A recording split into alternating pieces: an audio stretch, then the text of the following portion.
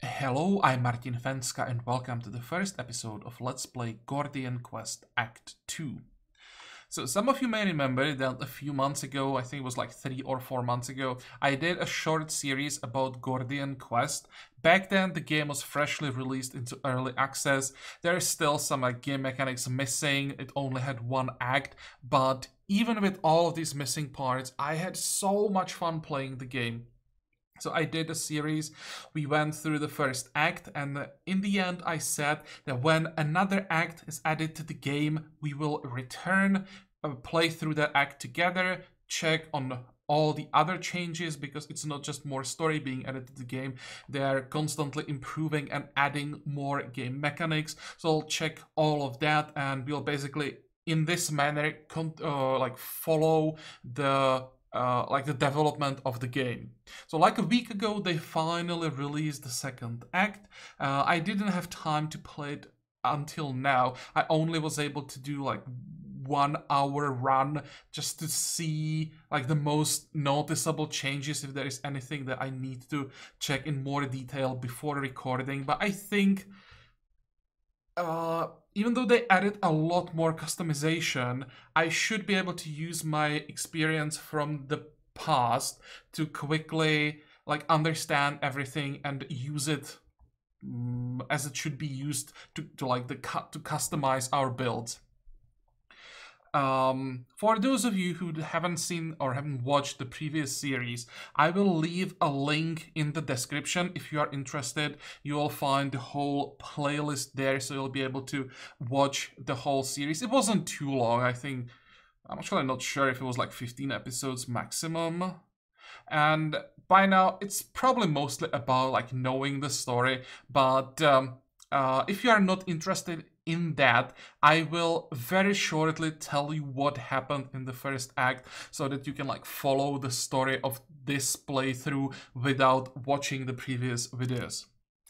Okay, let's jump in. New campaign. So the story.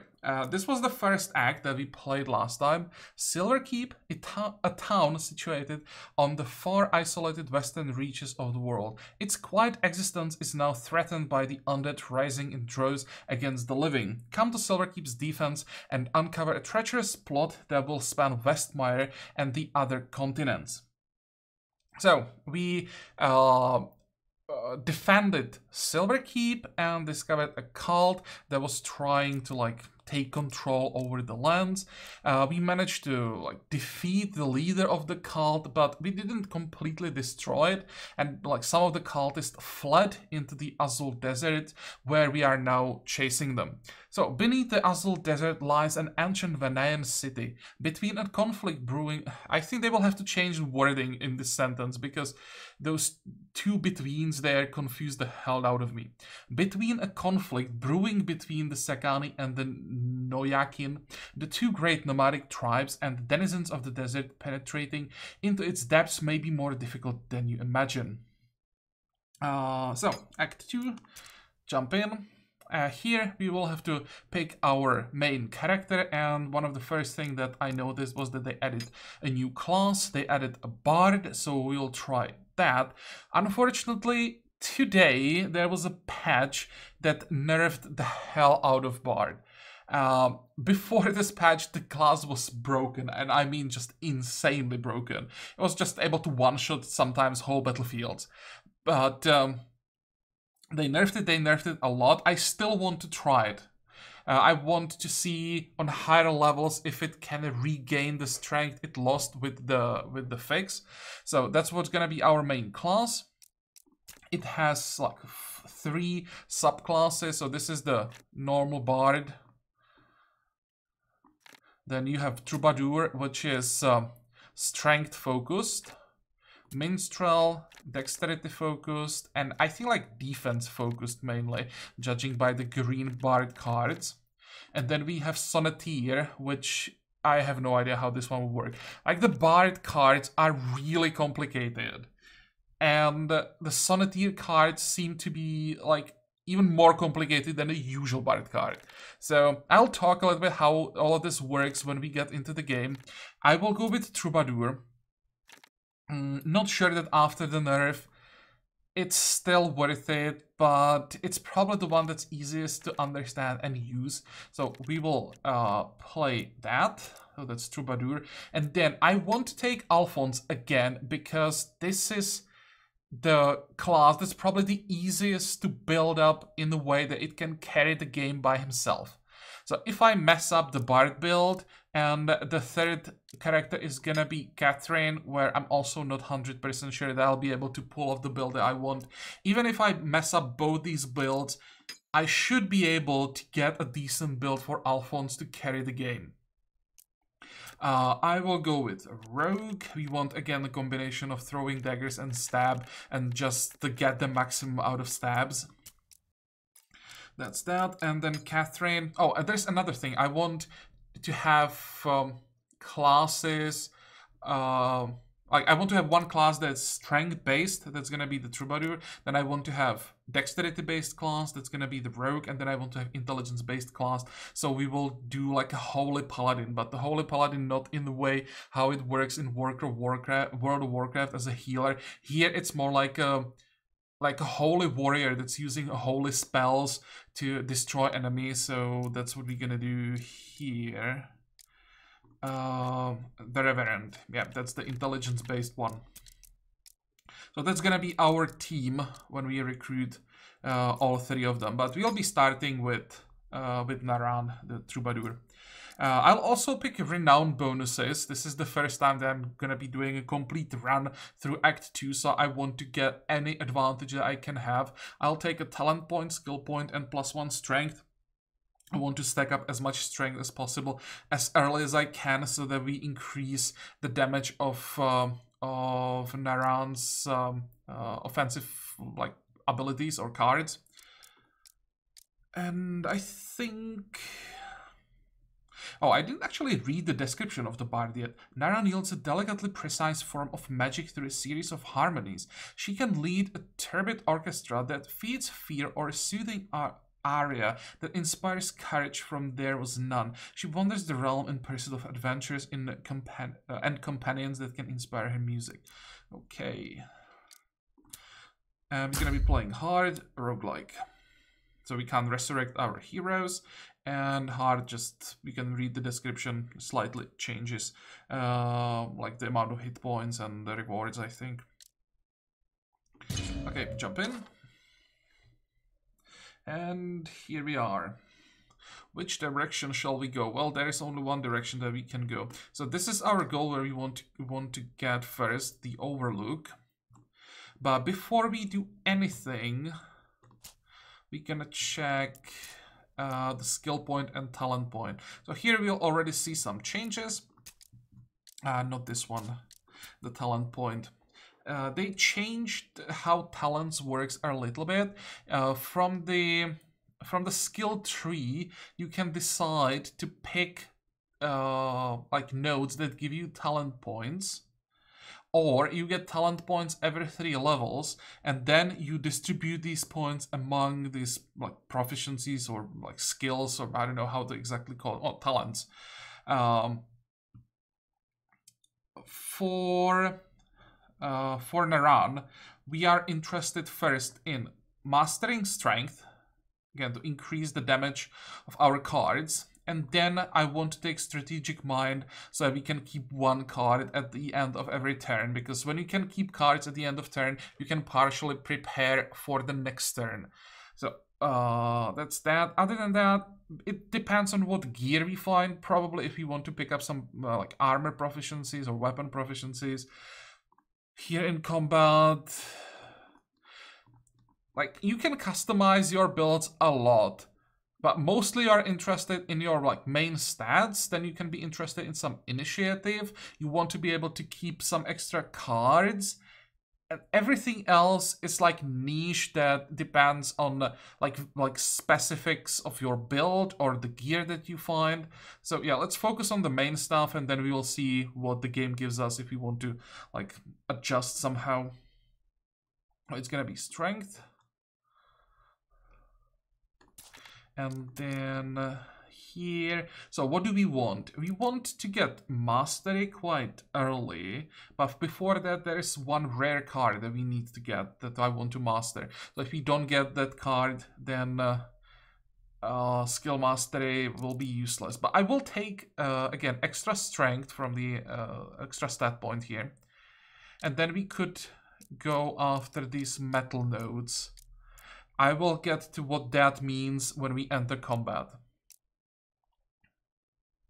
So let's add strength. Now we are at 18. Good, so we're already getting +4.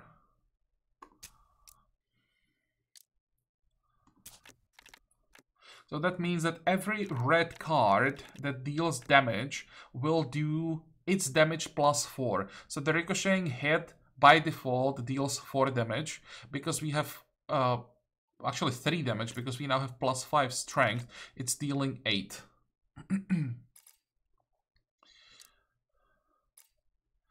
Okay, so here we are done, and the journal. Accompany Marca's convoy to the Overlook. You'll be able to rest and prepare for the audience with the tribal leaders who have requested your presence.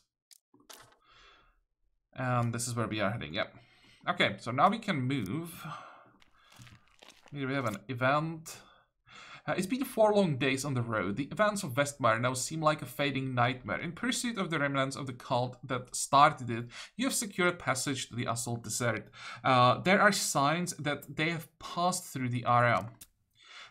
Word of your deeds has also traveled the region, it seems. Prior to leaving Silverkeep, you received an invitation to an audience with the leaders of Sakani and Noyakin tribes of the desert. By week's end, we'll reach the Overlook. It's a neutral ground between the tribes. Marcus is consulting a tattered map. Meanwhile, laughter breaks out from inside the caravan. Your artisan friends and your companions are in good spirits, and you are heartened to have them join you. Your mind wanders back to the last day at Silverkeep. Captain Roderick had gifted you an heirloom in recognition of your efforts. It was. Okay, so here we have to pick a legendary item that we managed to like keep from the previous act, basically. In my short test run, I picked armor and I wasn't able to use it at all. So I don't think I want to do that again. I think the safest is accessory. But there are a few legendary accessories that I know about that are just so weird that I have no idea how I would use them. I think I will go with the weapon. And hopefully we get something useful. Well, we don't want a bow. I'm not planning on going with an archer. I'm just gonna read it because I haven't seen the bow before. Grants double shot. That's pretty good. Damn, double shot is good. Gain 2 critical after using a primed shot. Okay. +1 dexterity. That's a good bow. And it has 3 sockets, 1 of each. Holy crap, that's good. Just because of the weapon, I'm even considering changing the class that we're gonna run. But nah. Let's just stick to the plan. But it's an amazing bow. Then we have Legendary Dagger. So double slash applies when both can speed up. 2 speed up on kill. I mean, sure, it's okay-ish for rogue. I don't think it's the final weapon that we want to use. But for the start, it will be doing decent damage. But +2 dexterity basically buffs up. It buffs up itself. Double slash applies 1 poison. That poison is kind of useless. Gain 2 speed up on kill. Not sure how useful that will be. And the last one, Tidebreaker, grants 2 heavy blows. As you can see, heavy blows do a lot of damage.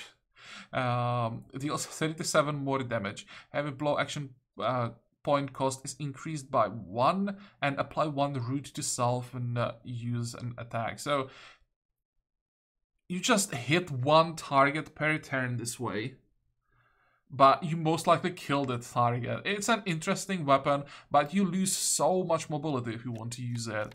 And you can't use your defensive skills.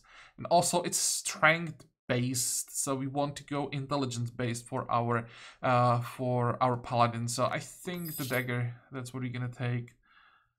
You hope he is faring well. The rest of the day passes by uneventfully. Okay, keep going. So this is a new type of node that can now appear on the map, and it just means that you don't know what's going on there. Later, there should be an ability to just scout the node before entering, but for now we have to go in blind. A sandstorm begins to pick up, greatly reducing visibility. Rather than risk moving forward blindly, a decision is made to hunker down by a crevice in the canyon. A few hours pass, I think. That's how it should be. And the storm blows over.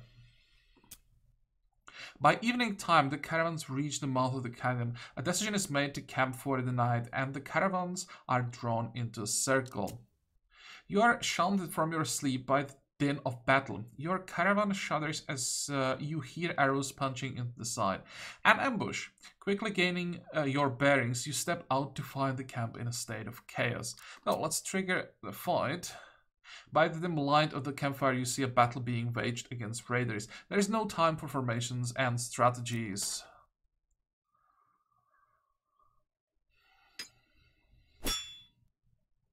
So, as you can see, some of our friends helping. That's the Ranger, Wizard, and the Druid. It's not the strongest combination. Maybe for this fight, it will be fine, but this is not the combination I would like to use for like the whole story. Okay, now, how does the Bard work? As you can see, those cards are pretty complicated. We have like 3 different stances. Or it's called tones. It's metal, and then there are other 2 that we don't really care about, because each stance is like important for different color of cards. So because we are going strength base, we are interested in red cards, and the red cards need the metal tone.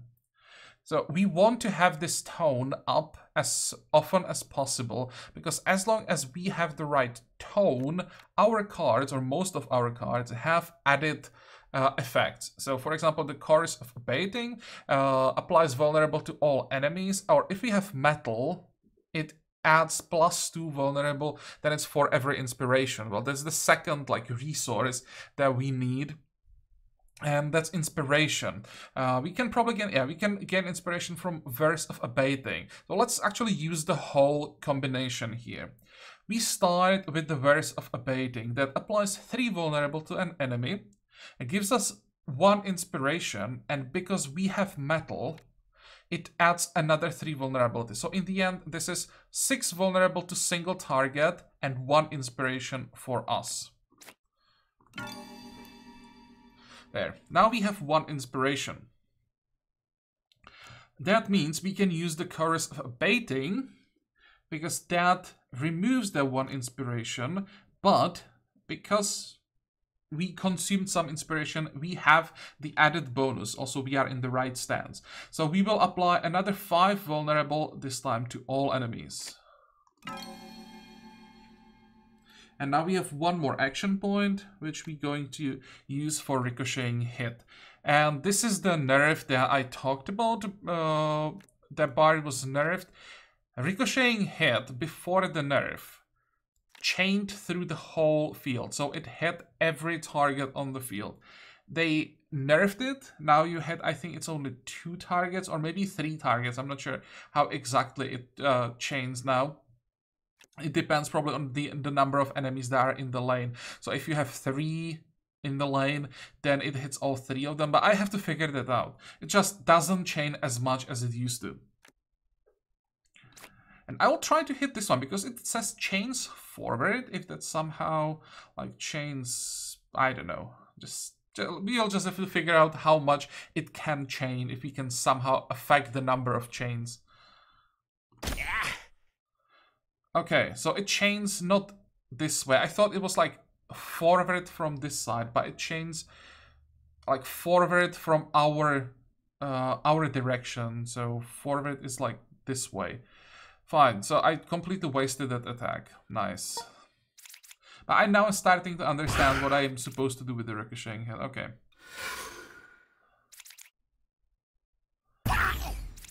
And I think it can also chain like diagonally.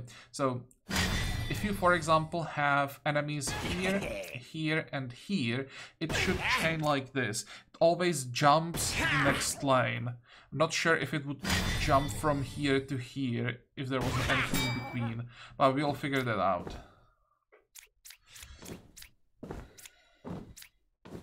Okay, so some movement. And again, we want to start... Let's see, we have ricocheting hit. We have intro of vigor. Unfortunately... No, intro of vigor is fine, actually, because it adds metal. Yeah, that's what we need. So, we have to start with that to get the right tone. Then we go with burst of abating. Who attacks? You attack. I probably want to make sure that this guy dies. And then I have to get rid of this card. We don't want to use it. Then we go the ricocheting hit and we use it here. So this guy should die. And then we should hit this one. Or not. Does it chain randomly? It probably chains randomly.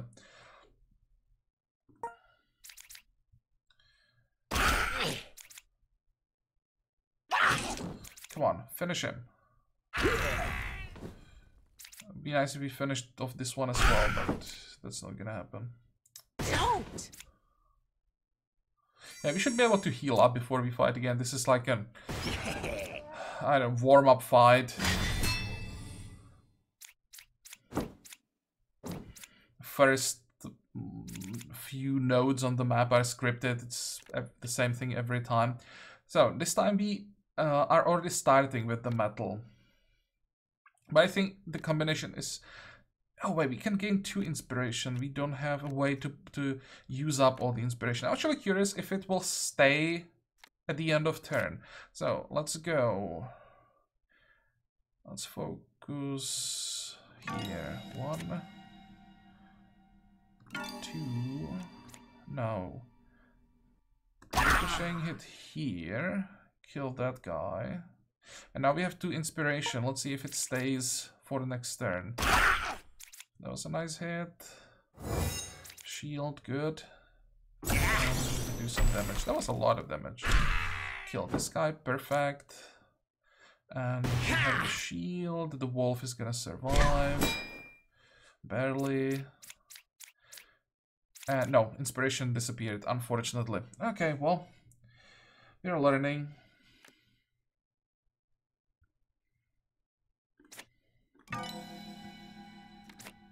And now we won't be able to chain it, but it's still a kill.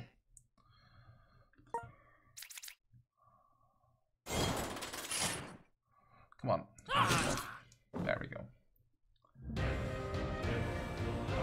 Oh, we didn't get enough experience for a level up because we got hit. Oh, that sucks. Yeah, I don't think I want to use the armor, even though it has 3 sockets. It doesn't have the right card. Once again, we want to get the, I think it's called leather tunic or leather armor or something like that, that adds the card that gives you 2 extra action points. It's just so broken. I thought they may actually nerf it, that they would reduce it to 1 extra action point. But as long as it's plus 2 action points for 0, it's just the only option almost for armor. Sleep does not return easily. Don't break soon and be prepared to depart the aura. A little worse for the wear. Okay, let's go.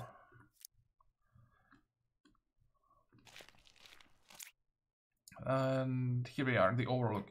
You arrive at the base of the Overlook, a towering spire that was once the observation deck of the old Vanayan city of Varasita. Today, it is one of the few parts of the city that remains accessible, with the rest buried beneath the vast desert of sand. Your eyes are drawn to the pinnacle. It must be where the audience will be held. Oban and Smaya's guards watch with an air of caution. One of the Sakan warriors introduces himself as Kirill and directs you into a suitable location to set up camp. there we go. Here's our camp. Okay, so you can see that we have taken our old friends with us, except for Roderick, the captain of the guards, and he was replaced by Kirel, the quartermaster.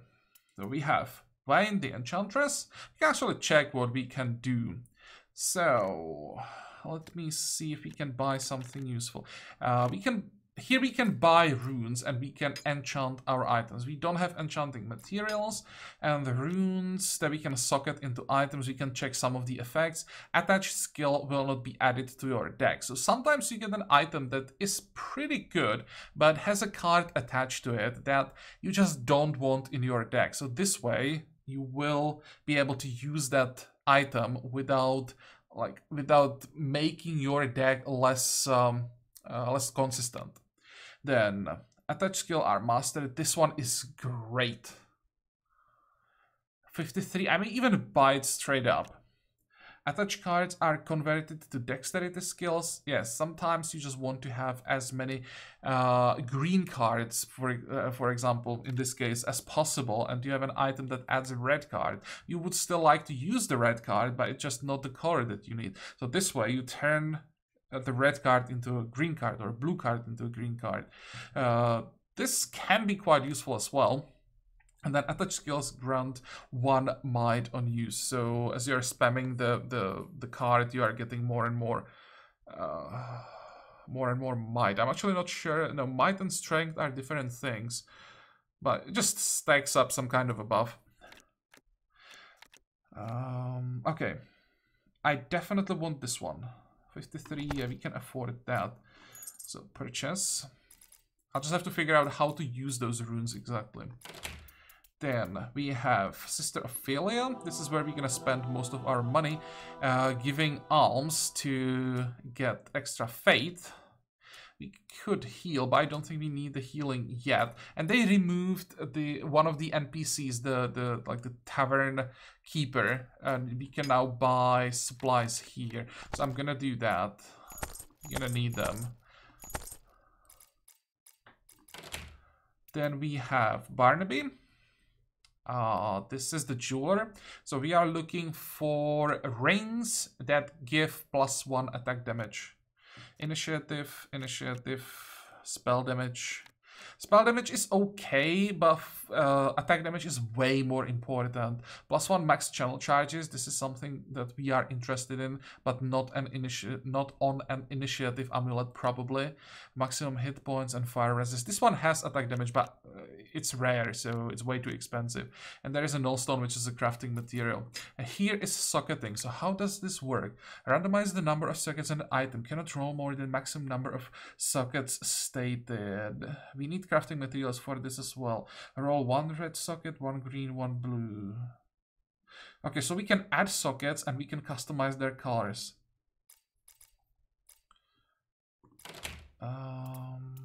Then we have, let's check, June the blacksmith. So this is like the most like normal of all the vendors. Just offers gear and kind of salvage gear, just blacksmith. Anything interesting? 25. I could take the scarf. Fade to shadows is actually useful. Don't think I want these. 25. I'm not sure that I want to spend money. Although, no. Free actions for Alphonse are important. 25 isn't that much. Let's buy that. Here we can salvage items into different crafting materials. And the last one is Marca the merchant, who sells unique items. As you can see, the prices are very high. And we can also gamble here. I have no idea how the gambling works. I have no idea what these tokens are. So we'll have to figure that out. But here we can at least check like all the kinds of unique items there are. If there is something that we could try to build around, for example. Gain 2 crit when you apply shock. That's interesting. Lightning resist immune to shock, but overall not that strong. Silver shot, double shot, triple shot. What the hell is triple shot? 7 damage, thrice, prime shot. Oh, it's just a... Oh, okay, stronger version of double shot. Well, stronger. It's 2 action points, so maybe it's not that strong. Can we see the mastered version? No. Oh, wait, it is mastered. Oh, okay, so when you master double shot, it becomes a triple shot, I think. Then Serpent's Coil. I had no idea who would use this weapon. Sever. This is a druid item. Summon Spirit Bear. Summon Spirit Bear action points reduced by 1. 9% maximum hit points and plus 3 strength. Yeah, so this is for a strength-based druid summoner. Then we have Oathkeeper, grants Smite. Smite will affect the end. Holy crap. Okay, this is a card that I would like to get for our Paladin. Then Ionic Stone grants Flash. Get a random buff after gaining 3 channel. This is way too random for me. And then Heliotrope grants Magic Missile. Apply 1 shock with Magic Missile plus 2 hit points. This is... Excuse me. I apologize for that.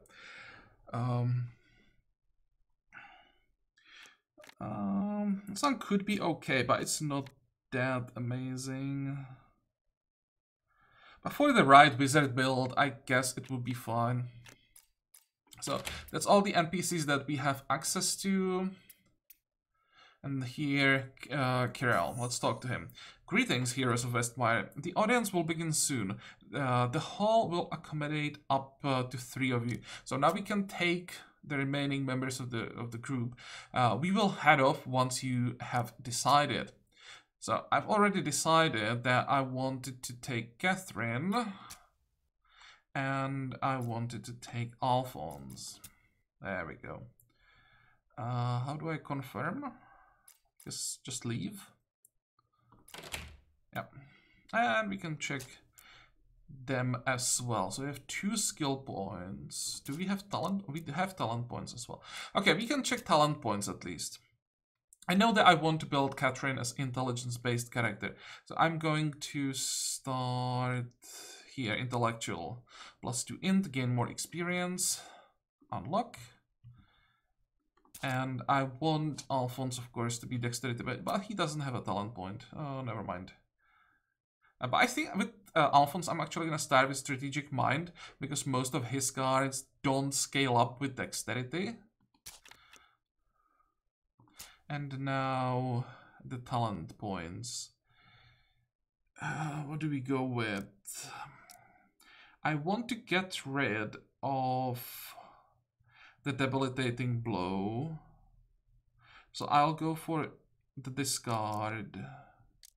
But focus on the combining offensive and defensive abilities.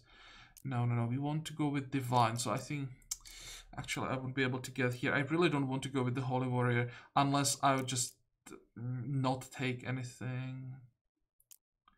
Let's go for the master actually. We want to master prayer as soon as possible. Prayer unmastered isn't that great, but the mastered version is pretty good. Focus 2 is great.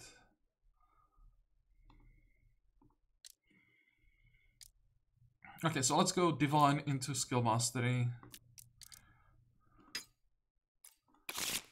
And what did we get? Another prayer, I guess. I don't want to spend faith. So channel for every 3 channel consumed. Raise max channel. No, I don't want that. Remove up to 2 debuffs. Don't want that either. Yeah, let's take prayer. I don't mind having 2 or 3.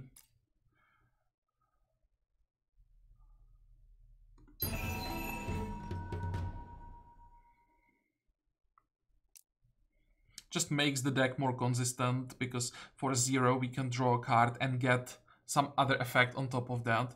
So if we had 10 prayers in the deck, it would still be perfectly fine. And now we master 1 prayer. Yes, please. So that's Catherine, and now we want to check Alphonse. What do we want to take? We want to get to mastery as soon as possible so that we can master the first stab. We need to master all stabs as soon as possible. Because stabs, as long as they cost 1, kind of suck. But when they cost 0, you can just use your 3 action points on whatever, and then you just finish with a few massive stabs. That's how it's supposed to work. So let's go with extra stat point. We'll still scale up dexterity because some of our skills still benefit from the bonus.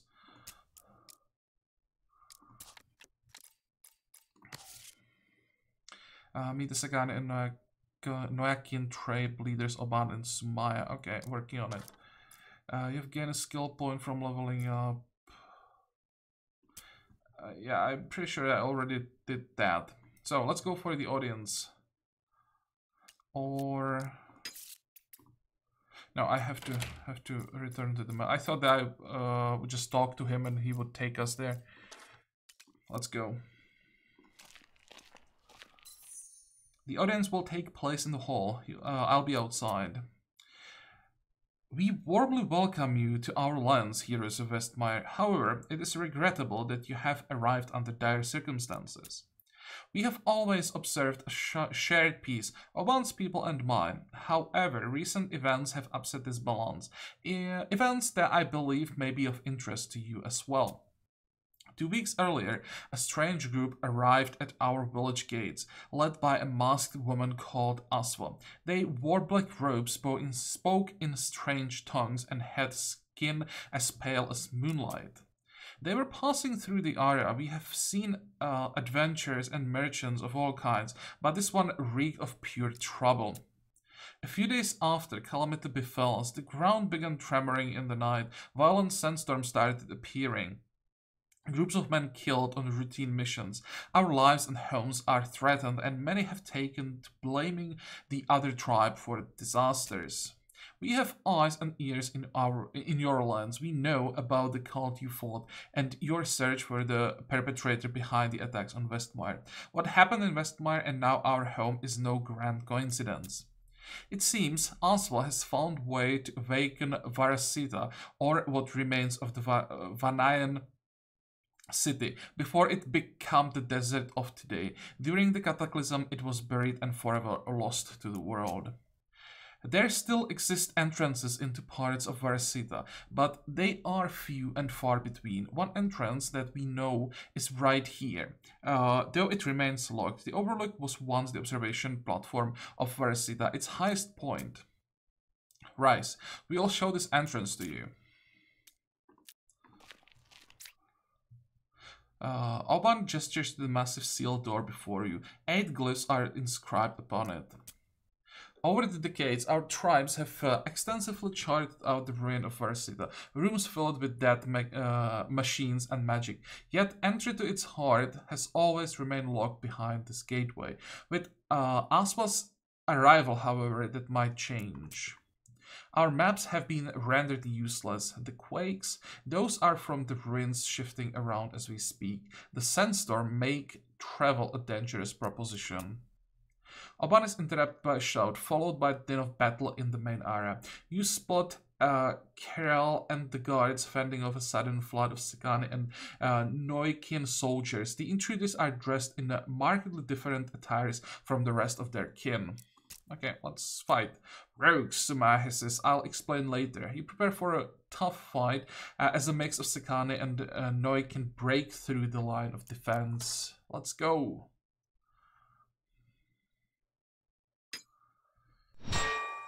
So, anything that we have to be worried about? Well, they will all attack, so I'll probably need some defenses this time. Alphonse goes first and doesn't have any kind of defense, unfortunately. So we're gonna move.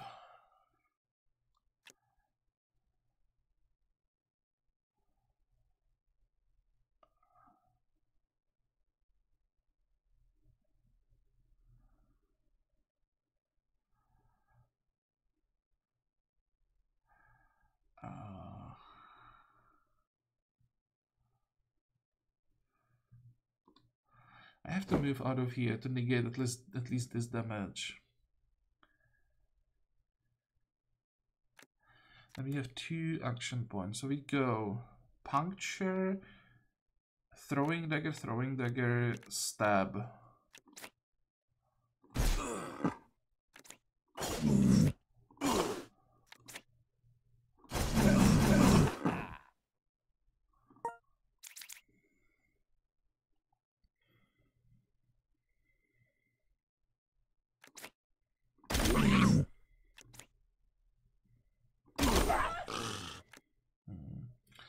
Well, as well, because we don't have anything else to do. Let's see if we can finish off... Yeah, we can finish off this one. Let's start with the prayer. Yeah. Okay, now we have 2 shield blocks. This is how we get the kill. And now we get, what, 10? 10 will be enough. Okay.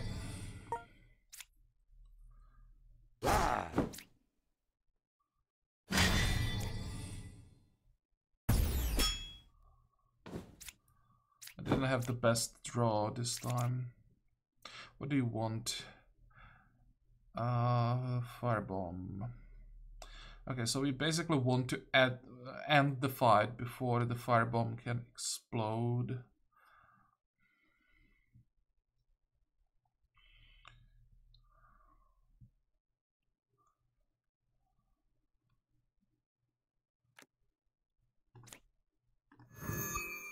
One. Can't really do much. 2.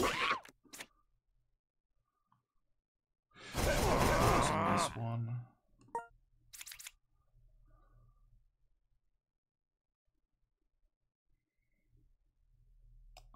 Of what? 1 ricocheting hit?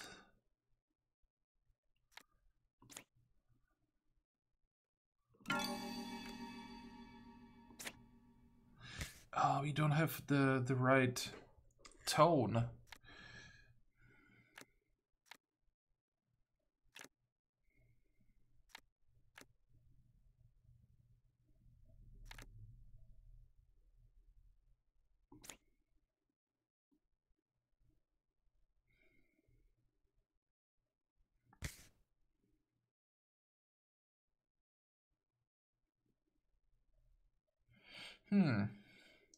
Maybe I should have read the description before I used the stab.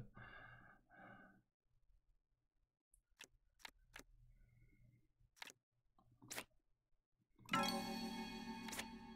should chain like this. Yeah.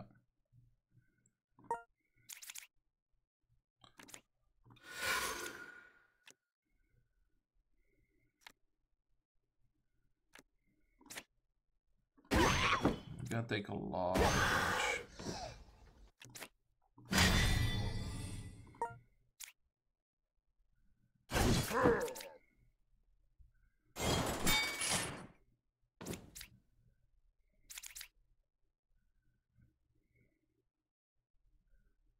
Okay, we have 2 stabs, 2 daggers. I should have enough damage.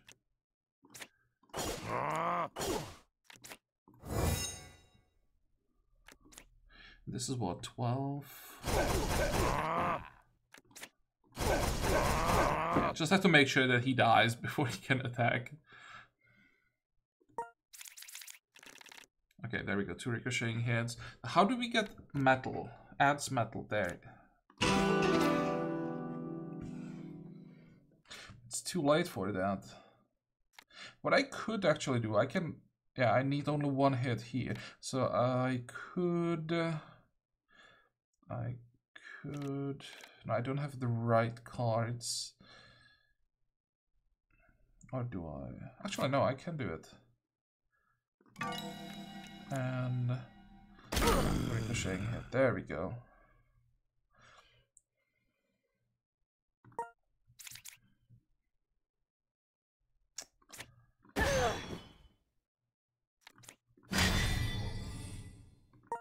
You should have 1 more turn after this before the trap explodes, or not.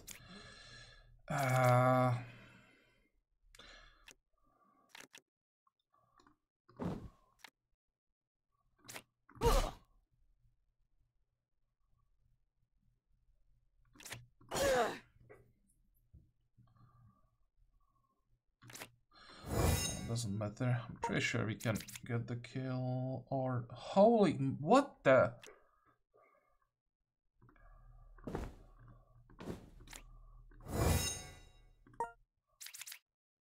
No, it's fine.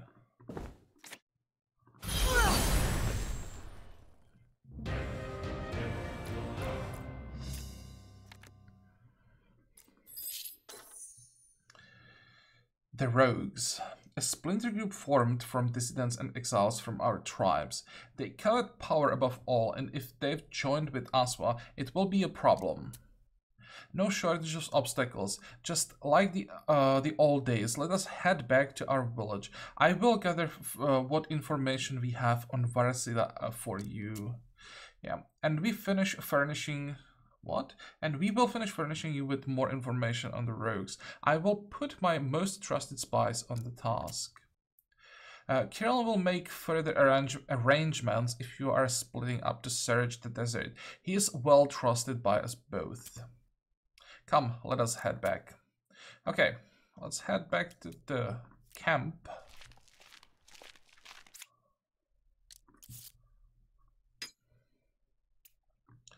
And first of all, make sure I don't forget to heal up. Then, yep. Then we want to buy supplies. I'm not gonna buy everything that I can because it's likely that we find some supplies here and there. We have 34 gold, so with that we can't really do much. Let's talk to... actually, no, let's don't talk to anybody. We have some gear that we are not using currently. So, we need to use that, we need to use that.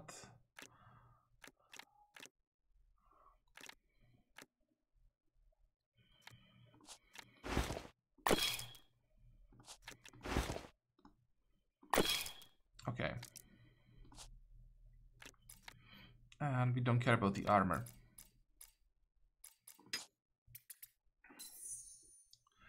The desert is vast, and you cannot cover it alone. The sandstorms and quakes have also reshaped the landscape. It will not be easy out there. My duties here cover the logistics of expeditions. While you set out on your primary goals, you can send another party out to chart out the desert. So, this is another new feature. The people that are not in the main party can be sent out on expeditions, and they will collect, well, from scouting information about the map. But then I guess we will get some maps or something and we'll be able to send them on missions that will give us loot, I think. Wonder what the raid is. It's pretty expensive. So how does it work? Scout, and now we can pick from the heroes that we are not using. So we will send, let's go with Lucius. Then we will send, say, Bertram, and the last one, so that's again strength, strength, dexterity, and let's send Wizard. Reveal a random node up to 2 links away with 1 additional boon applied. 25% chance to find a map fragment, so I guess these are map fragments. Each hero will add a 25% chance to find a map fragment. Each hero will increase the scouting distance by 2 links. Okay, send on mission. We can check the level up. But the question is, what do we want to take now? I think we want to add some cards.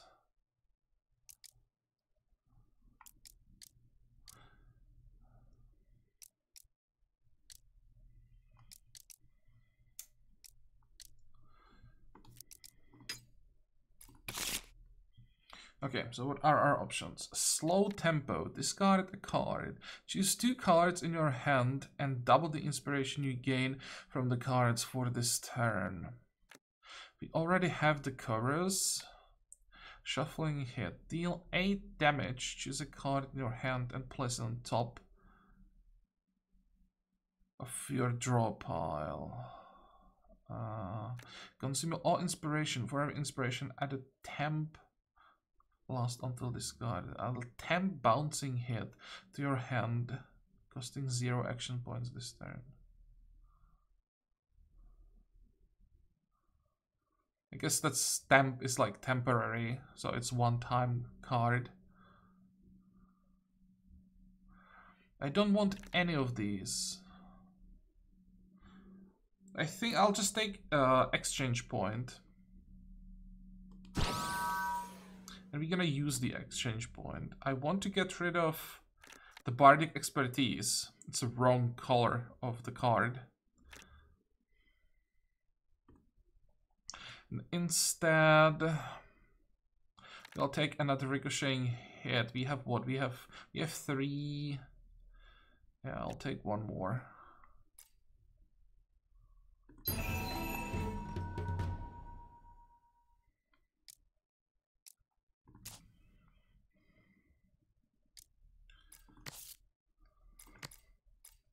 Okay, these are the completed quests. And now, so we have to go down here, meet Sma in the Noikin village to learn about the rogues, and then there's other destination, the Sagani homestead. Meet Aban in the Sagani homestead to learn about entrances into Upper Varasita. So here we have to go through level 4 flight, so we don't want to do that. This is level 2, so this is where we want to go. And these are not the only nodes that are on the map. The rest of the map is just not revealed. So there are nodes all over the place. We just have to like reveal them. So when we travel here to this node, there could be nodes connected, let's say in this direction. And if there is something, we will see it. So we'll slowly see more and more of the map as we are traveling around. But I think that's gonna be next time. This was more or less like introduction of the second act. Now we know like the basics of what's going on. So next time we'll focus on fighting. We want to get some level ups and we'll start working on all the decks. For now, I have to say that after the nerf, the Bard, or specifically the Troubadour, just doesn't feel right. Or it's maybe because I played a little bit with the pre-nerf version that was completely broken, so now it feels very underwhelming. But overall, yeah, we have to do something about Alphonse. We need a few more levels to make his deck more consistent, and we need to get those rings with attack damage, because without it, he just won't do enough. Let's check. We have 34 gold. Let's check Barnaby's shop, in case he has new rings. Spell damage, spell damage. No, that's wrong. Initiative, initiative, initiative. Yeah, we need rings with spell with attack damage. That's all this is gonna be about. Okay, fine, but you'll work on all of that next time. This episode is over, so I hope that you liked it. I hope that you're gonna join me next time again. And until then, have a good time. Bye-bye.